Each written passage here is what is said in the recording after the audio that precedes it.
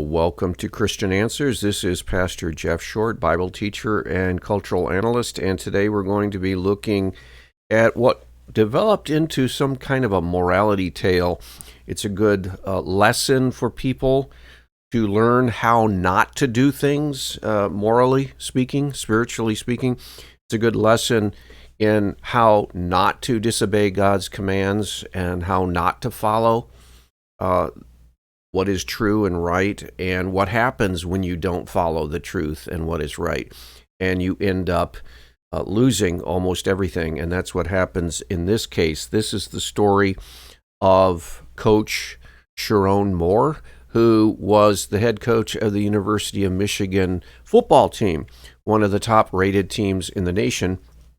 And he just got that position a couple years ago, and now he's already lost that position. Why? Not because of his football failures, but because of his moral failures, his character failures, his failure of virtue. It wasn't that he couldn't do the job that he was hired to do. It's just he self-destructed in front of a national audience. And now we have the mistress, the woman who was involved with Sherrone Moore outside of his marriage. This is an adulterous relationship with this woman.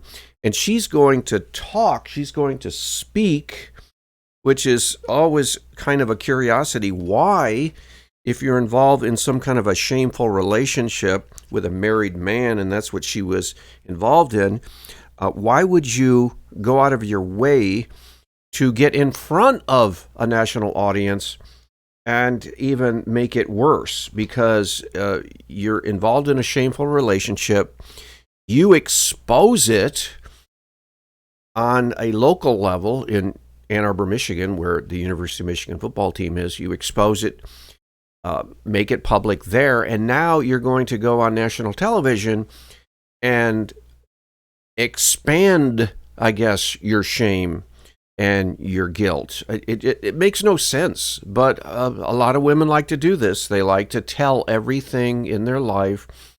They like to voice and talk about everything in public for some reason. Maybe that helps women process things, but there needs to be some wisdom used.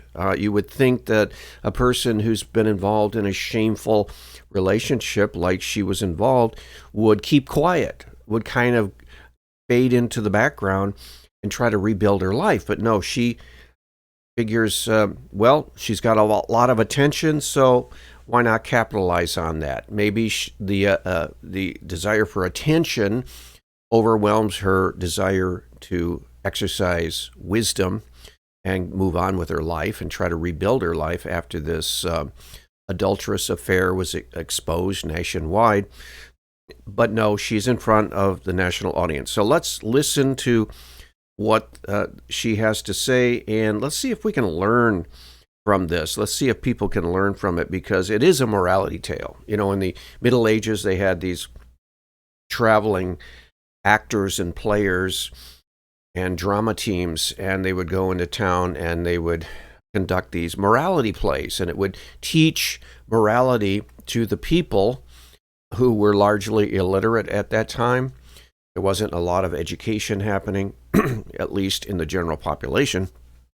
And so in order to teach morality and spiritual lessons from the Bible, the church would often even sponsor these morality plays, and the actors would go around and act out these plays that would have a moral point to them. And so let's use this disastrous, adulterous relationship with Sherrone Moore and this woman, his assistant, and let's try to learn something from it so that people will learn that doing things God's way is always the best way. So let's jump into the video, and then I'll comment on parts of it.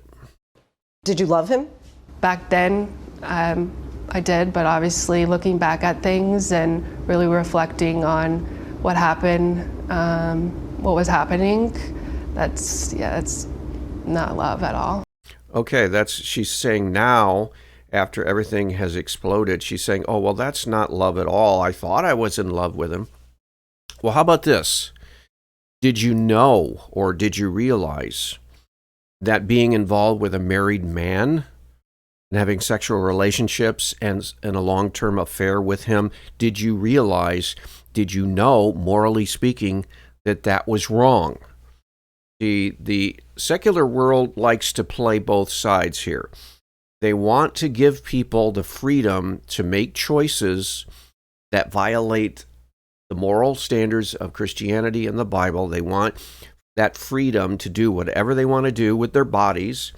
Bodily autonomy, it's called, with the feminist movement. They want the freedom to break all the rules that God has established for our own good as far as sexuality. And yet when things blow up and explode and their lives are ruined and they ruin the lives of many different people, then they want to come back and they want to cry and they want to say, I made poor choices, or I didn't think it through, or a lot of women will say, I was young and naive, or I was pressured, or I always the victim. And she is going to play the victim here. And so she's trying to make this as sympathetic as she can. But the fact is, she willingly, knowingly, as an adult female, willfully engaged in an immoral, adulterous relationship with a married man, and she should have known better. She knew it was wrong. Everyone knows that that's wrong. You don't even have to be a Christian. All you have to be is a part of a culture that was once dominated by Christian values to know that becoming involved with a married man is a bad thing. It's bad as far as the morality of it. God said no sex outside of marriage. It's bad for the people involved. It never, hardly ever ends in happiness. It always ends in sorrow. And she was a foolish woman for even entering into that relationship.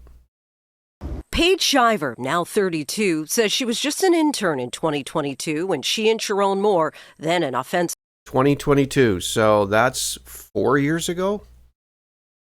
So she was just an intern. So we're kind of framing this as she was just a young intern, naive, gullible, not at all mature. But that's not the case. She was 28 years old 4 years ago. She's a 28-year-old woman. She's heading into her 30s. She is mature enough to know that if you get involved with a married man, you are playing with fire and you're going to get burned. That's what the proverb says. If you walk on coals, you're going to get burned. She was playing a game of Russian roulette. She thought she was cool. She thought she was smart. She thought she could have it all. She was off on her own as a single person, 28 years old. She's thinking, wow, this is great. Getting a lot of attention from this older man, this rich man. Sharon Moore, as the head coach of the Michigan Wolverines, is a millionaire many times over. And she was selfish.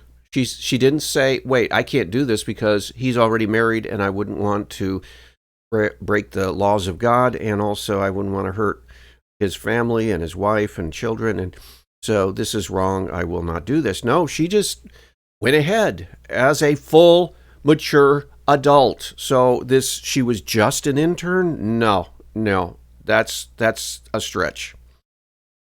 Coordinator and a married father started a consensual, intimate relationship. She was asked to be Moore's executive assistant.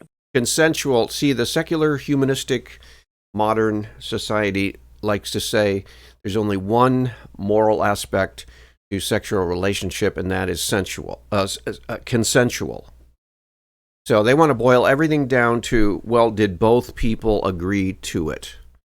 And if both people agreed to it, then that's the modern secular, godless way of saying it's okay. Well, it's not. It's not. It doesn't matter if it's consensual. It's still wrong.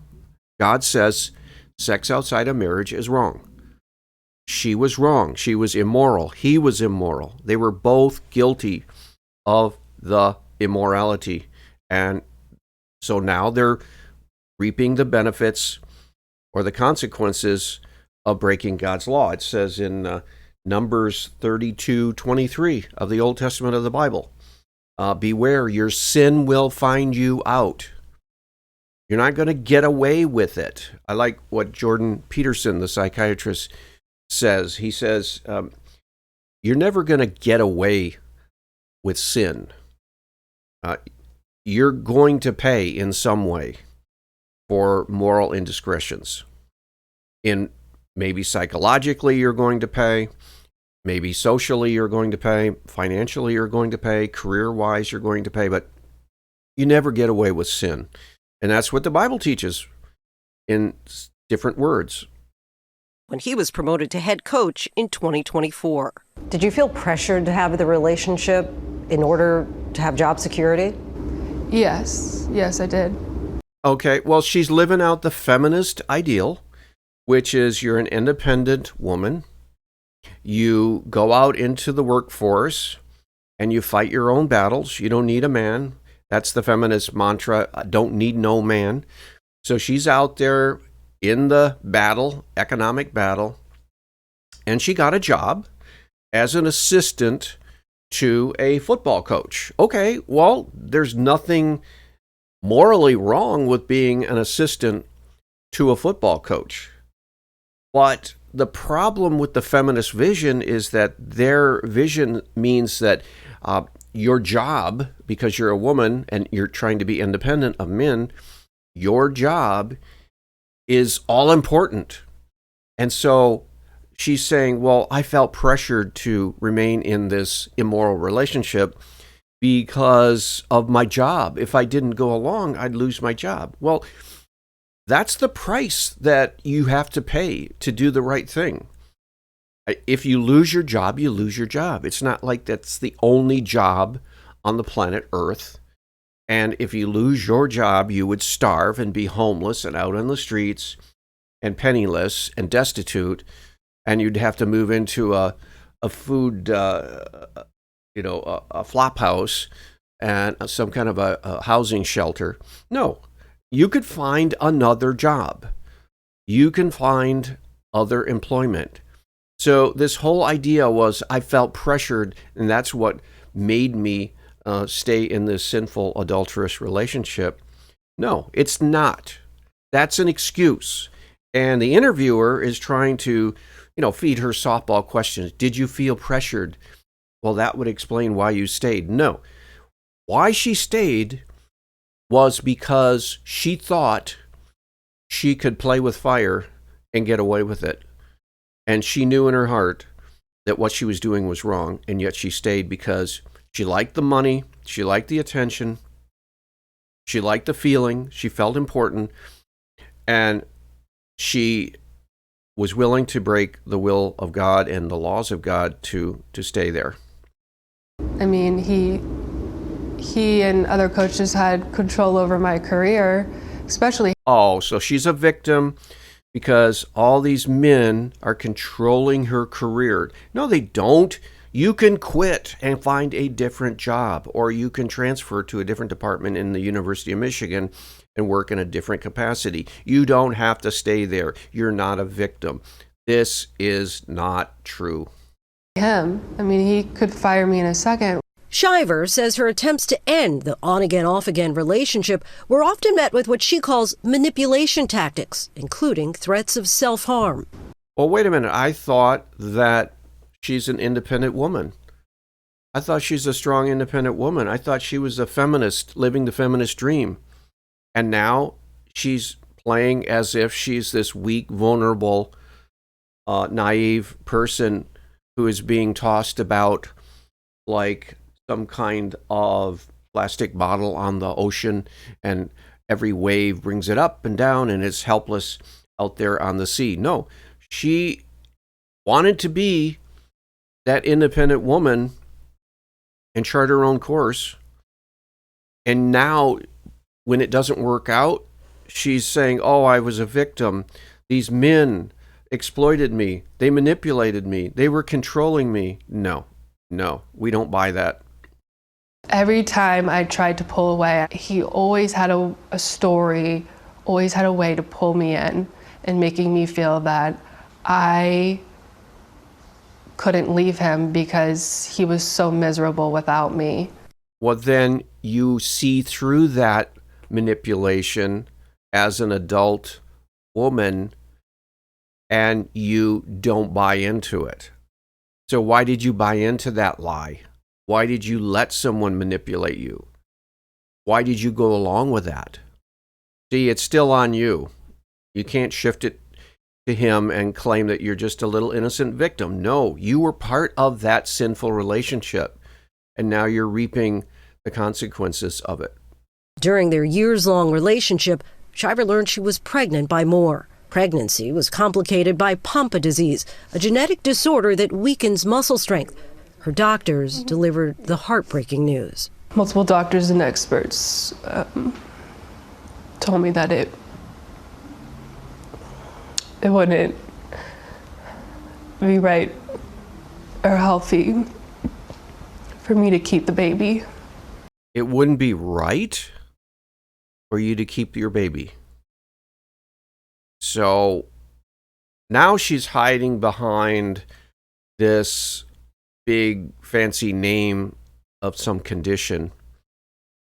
And she's saying, I didn't have a choice here either. I'm a victim here. I had to kill my own baby. I had to murder my child.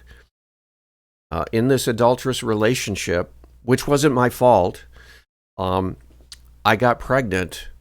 And then the doctors told me and gave me this big fancy name of some condition that the baby has, that I had to have an abortion. And so I just had to follow their recommendations. It wouldn't be right to bring a child into the world that has whatever the doctor said I had with the baby. So I'm just innocent. I don't know what to do. So I just followed the doctor's advice and had an abortion. I killed my own baby because they told me to. See, it's not my fault.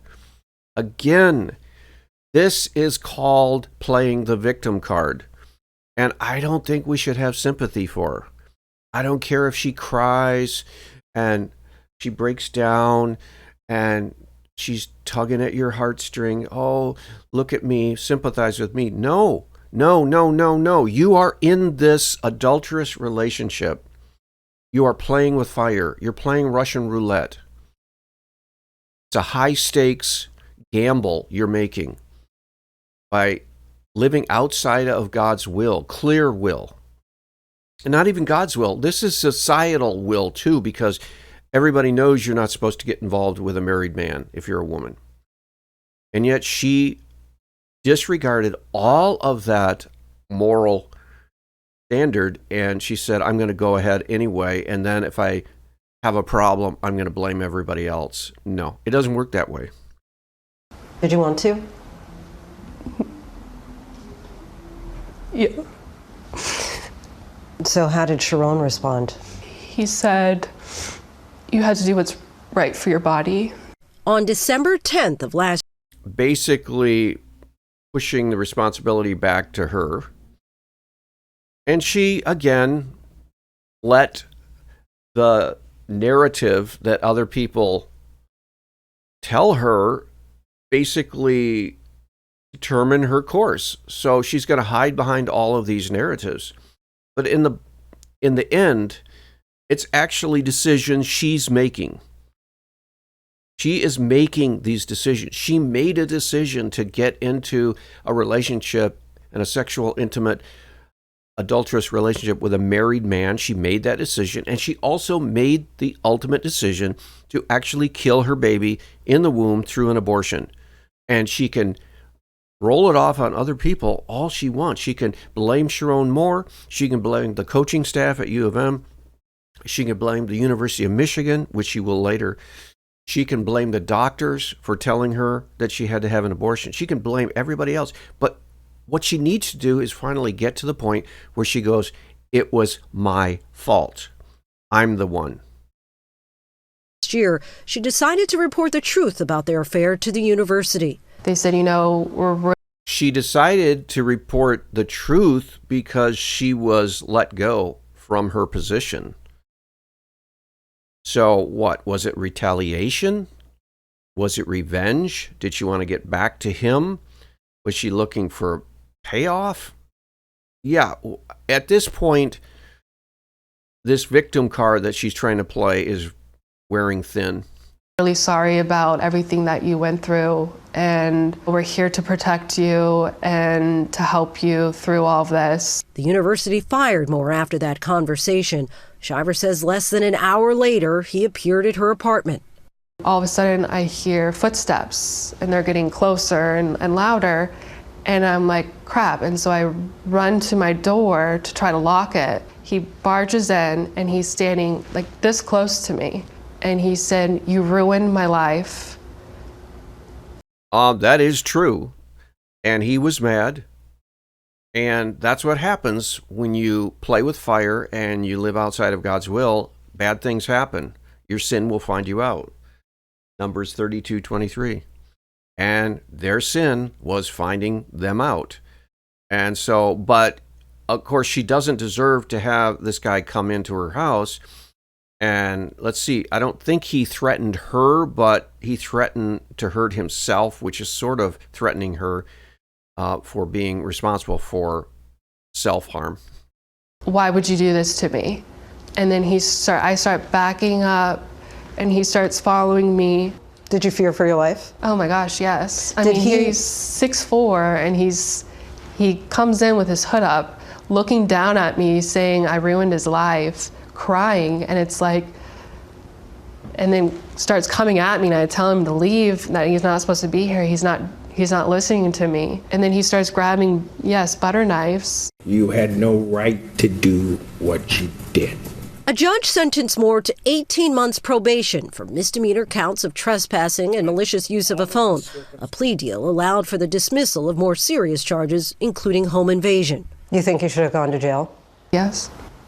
I think he should have gotten more punishment for what he did. Right. He should have gone to jail for barging into her apartment like that.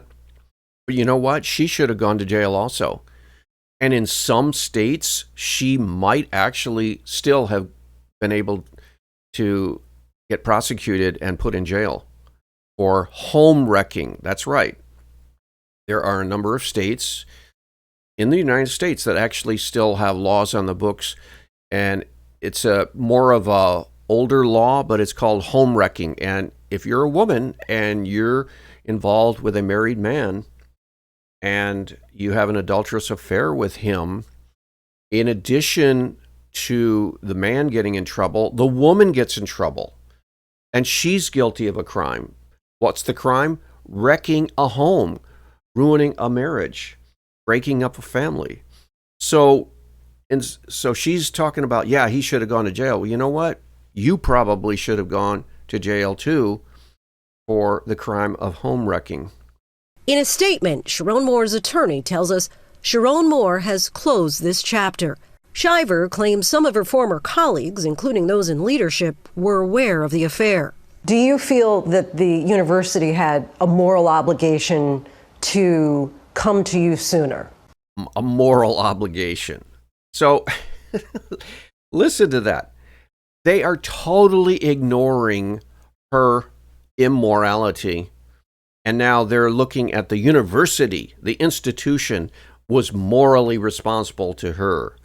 This is crazy. This is our secular, twisted, foolish culture in the 21st century, where we pick and choose rights and wrongs based on whatever the cultural standard is at the time. And now this interviewer is going to flip the script and say, okay, you're innocent. making this woman totally innocent, exonerating her, and yet pointing the finger at everybody else. The university's at fault. Sharon Moore is at fault. The entire coaching staff at University of Michigan is at fault. The doctor's at fault because he advised an abortion. The nurses who were helping with the abortion, they're at fault. Everybody. But it comes back down to her foolish choices and her sinful behaviors that got her exactly where she is. Yes, he controlled everything that was going on in my life, and they didn't do anything about it. Well, why did you let him control everything in your life? Why didn't you just leave the job? Again, it's not the last job on the planet Earth. Why you could have gotten jobs anywhere else. You might have had to take a cut in pay, might have been a glitch in your career path, but yeah, just leave. You don't have to stay there. That's on you. In a statement, the University of Michigan said it acted promptly to terminate Moore and that it is committed to ensuring a professional and respectful workplace for all members of its community. The University of Michigan probably did know many of the staff, probably the coaching staff, Jim Harbaugh, probably all of the other coaches, maybe some of the players on the team. It was probably a known quantity in Sharon Moore's office that he was having an affair with his assistant. And yet that's the standard now in secular society. If it's consensual, hey, you don't butt in and you don't meddle in someone else's affair, literally affair. You stay quiet and mind your own business. And if there's no harm, there's no foul. Well, see, God's law says it's still wrong, whether it's consensual or not. But see, this secular standard is hypocritical because now she's claiming to be a victim of the same philosophy that got her into trouble. Shiver says she's sharing her story now in the hopes of helping other women. That's always what they say. I want to help other women in a similar situation. If you want to help other women, say, don't do what I did. I was a fool. I was sinful. I knew it was wrong, and yet I went ahead and did it anyway because I had a stubborn, sinful heart. And don't make the same mistake I make because you're going to end up in the same spot I am, which is my whole life is ruined because of poor, immoral choices that I made. That's what she should say to women instead of trying to fight for women's rights by blaming everyone else but yourself. Just want, other women that are going through this to know that this doesn't need to happen. It doesn't need to go this far.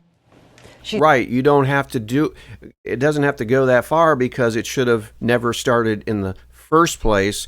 And that's your message to women, but that's not the feminist message to women. The feminist message to women is you're always right. Whatever you do is fine. And blame men for all your problems. That's the feminist philosophy, and it's so foolish.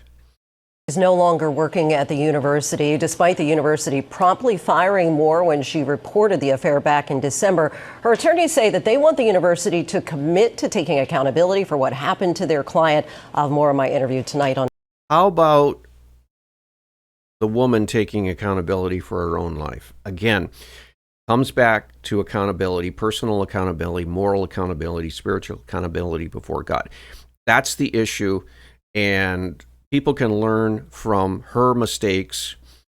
Everyone can learn from her mistakes, and just don't do it that way. Do it God's way. We'll talk to you later. God bless.